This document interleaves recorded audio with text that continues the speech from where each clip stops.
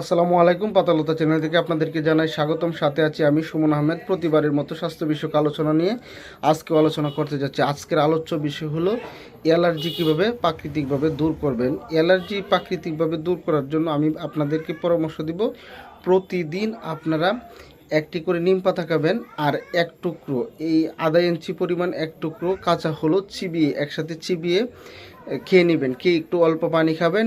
এর কতক্ষণ পরে হাফ গ্লাস পরিমাণ কুসুম গরম পানি আপনারা খেয়ে নেবেন। এটা করবেন প্রতিদিন সকালবেলা খালি পেটে, দাঁত ব্রাশ করার আগে আপনারা এটা খেয়ে নেবেন। এটা প্রতিদিন খেয়ে নেন, ইনশাল্লাহ দেখবেন যে 1 মাসের ভিতরে আপনার অ্যালার্জির অবস্থাটা কোন জায়গায় চলে গেছে। আস্তে আস্তে আস্তে আস্তে দেখবেন অনেক ডাউন পজিশনে চলে আসবে, অনেক কমে যাবে। প্রিয় দর্শক, অবশ্যই পাতালতা চ্যানেলটিকে সাবস্ক্রাইব করবেন, পেজটিকে ফলো করবেন, লাইক কমেন্ট শেয়ার করবেন, বেশি বেশি শেয়ার করবেন। আপনার একটি শেয়ারে যেন অন্যদের উপকারে আসে।